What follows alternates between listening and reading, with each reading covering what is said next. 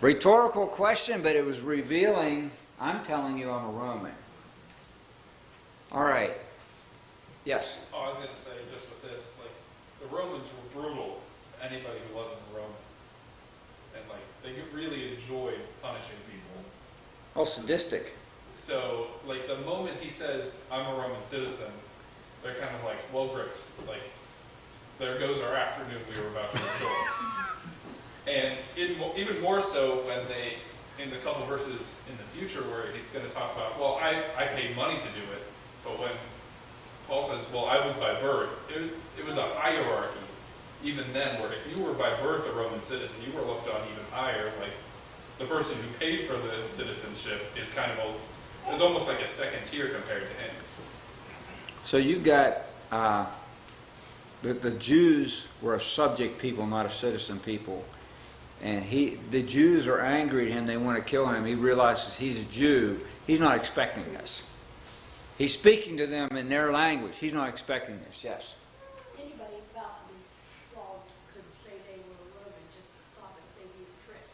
But he convinced them by saying something out of the Roman law. You know, is it lawful for you to scourge a Roman? Good point. So that's a convincing argument right there. So there's a couple things to think about with this.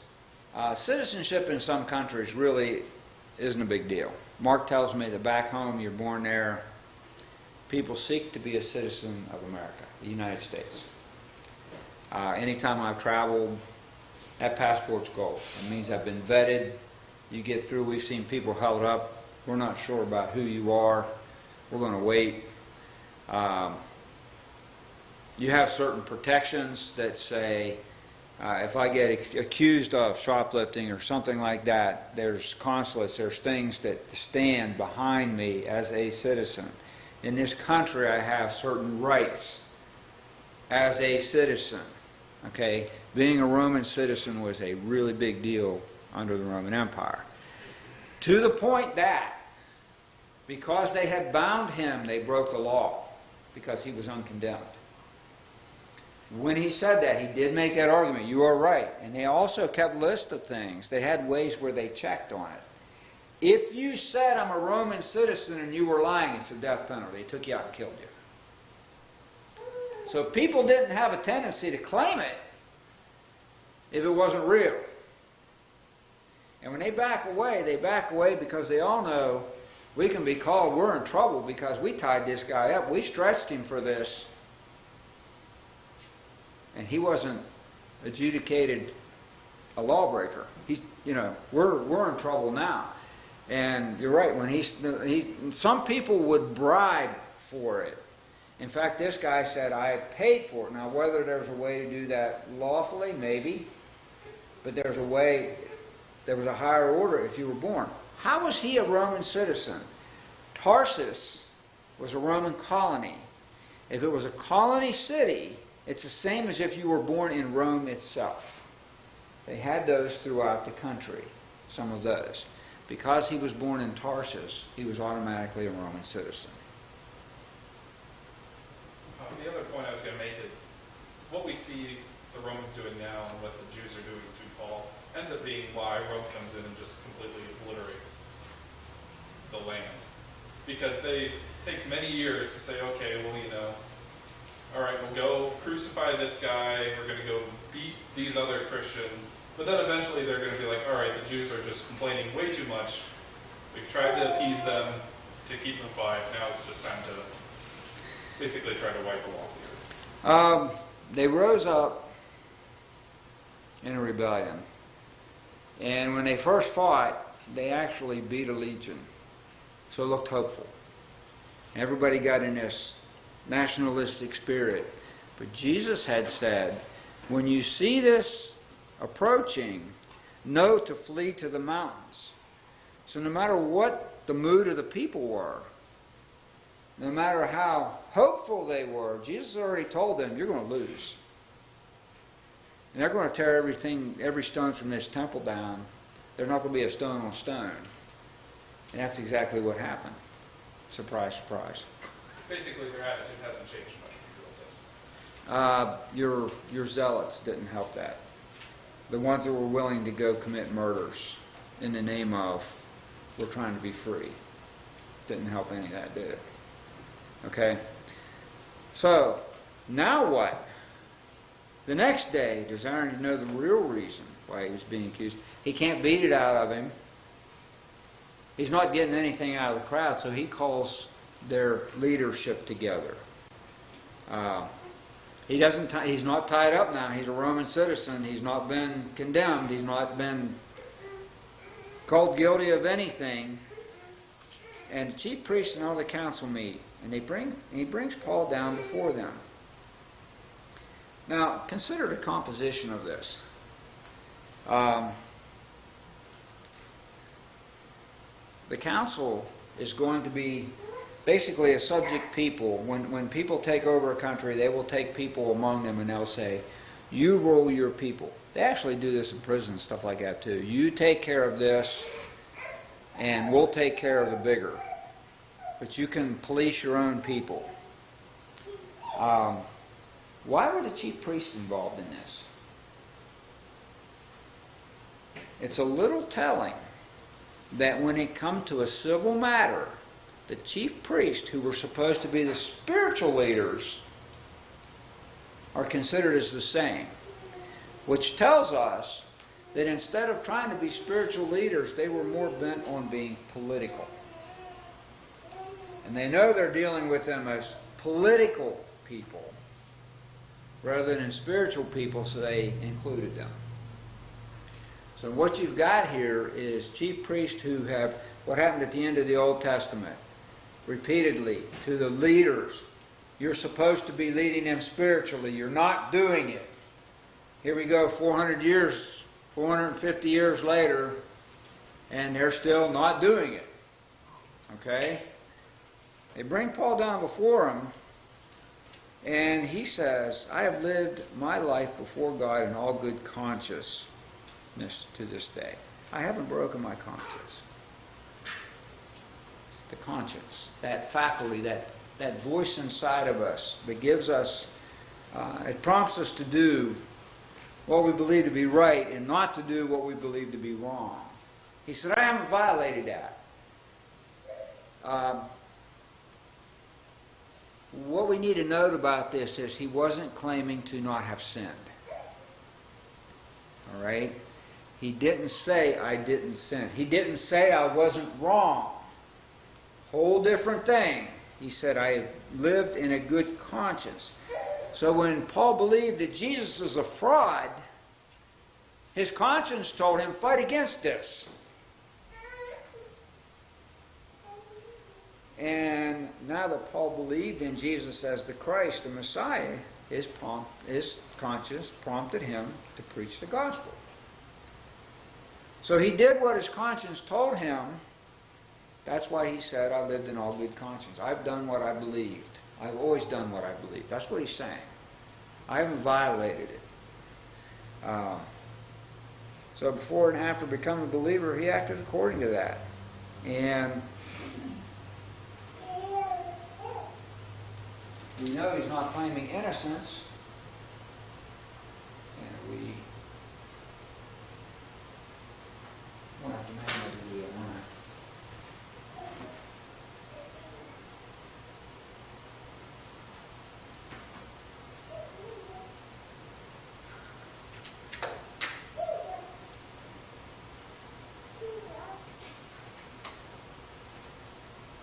There we go.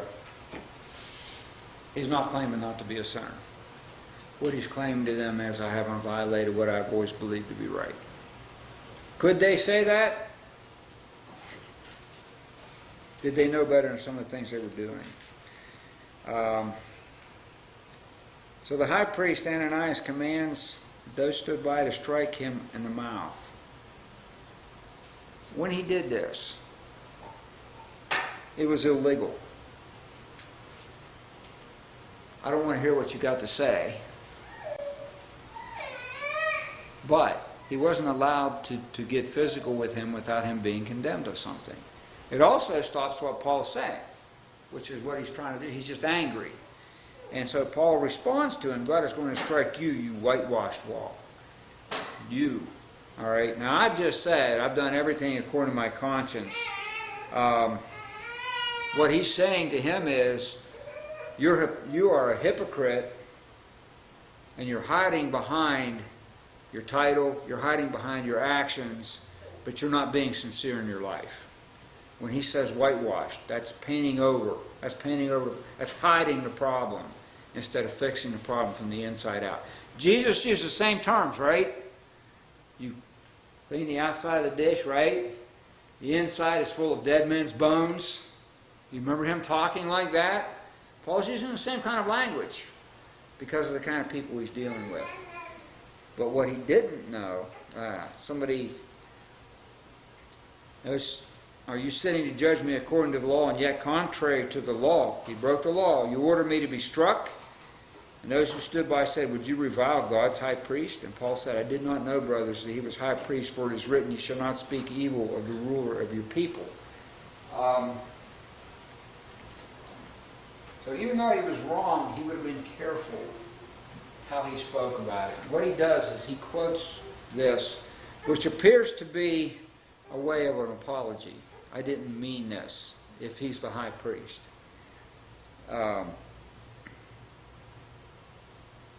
It's the old law. However,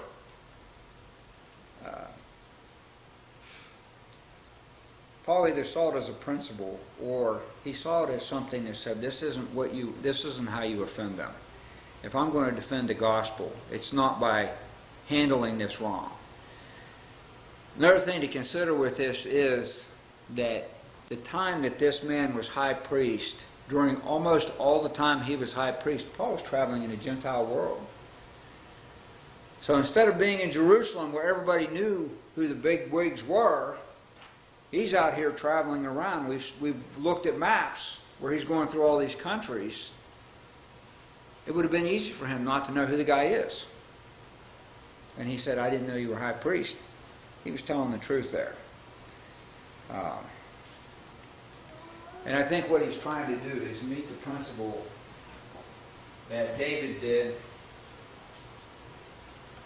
when he was dealing with Saul, and he said, I wouldn't lift my hand against God's anointed.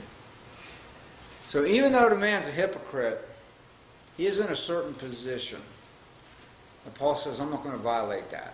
I'm not going to speak evil. When Jude talks about speaking evil of dignitaries, things like that. He's not going to win any arguments. He's not going to win any souls if he just says, I don't like you because you're a hypocrite. What he's going to do is make his arguments from proofs and law. Okay? That law's gone. I have witnessed this. I'm a believer because. It's not about winning today. It's not about just getting this off my chest. It's about proofs of why I live the way I do. That's his defense. Questions or comments on anything? Yes? So in Acts 22:18, when he's telling about his conversion, he tells them that the Lord told him to leave Jerusalem at that time, for they will not receive testimony concerning me. Now years later, he's back in Jerusalem telling about that, and they're still not receiving him. But again, it kind of goes back to why he's there. Maybe not so much for the reception at that time, but for another purpose. Later he's going to say he's going to Rome. This is a stepping stone towards that direction. Possibly. I don't know if Paul knew that yet or not. I don't know. He had wanted to visit Jerusalem, and he had wrote to the Romans and said, I want to visit you there. I don't think at that time he hadn't been told yet, by any indication we have, that you're going there in bonds. But he had wanted to go impart a spiritual gift to them. Yes? Well, I think something with that is that in this entire book, again, Paul takes every opportunity he can to preach the gospel. And he probably knows that he probably isn't going to get anyone to listen to him, but he's going to just try anyways. It's kind of like the parable of the sower. He spreads the seed no matter what the ground is, and hopefully it's going to stick somewhere, but you don't know until you give an honest attempt at that. We got to meet a guy who was doing mission work in China, and based in the Philippines, so it was easier for him to reach China. And he was a cop that a preacher gave him his card, and he said, I just took it home and stuck it on my refrigerator, and I didn't pay attention to it for about a year. And one day he said, I called that number and started studying and ended up becoming a Christian and saying, if there's other people out there like that, I got to find them. And it changed everything, so you don't know. Even with at the gospel at the beginning, there were those who believed, there were those who looked on them with favor, but it takes some of us longer to make our mind what we're going to do with it. Yes? Ezekiel used that similar phrase about being whitewashed in Ezekiel 13:10, when the people were saying peace, peace, when there is no peace. He said, you've built up a wall and others daubed it with untempered mortar. So it's kind of the same idea, this idea of just trying to say, here's peace, when it wasn't real peace. It looks good on the outside, but it's not of any substance. Okay, thank you. All right, and one more point, and we're done. Some of the names are very close. Ananias here wasn't the Annas of Jesus' day. This is a few years later. And as we said, Paul was in the Gentile world a lot of the time. This guy was high priest from about 48 to 59, and this incident is believed to be about 58. So he doesn't have that long to live yet. And the Sicarii, which was a splinter group of the Jewish zealots, ended up murdering him. He was too political. They were trying to break from Rome. He's going to die for it. But don't get those two mixed up. This guy was a whole other character. But, you know, again, for those that are looking for names for your baby book someday, you got a couple here. And not the Ananias That came to Paul. right. Right, it's not the same guy. All right, I thank you for your attention. And actually, the break didn't end there, so I was figuring, do I go before or after? As we're trying to get this through at about a chapter a week, I think that works. Thank you for your attention.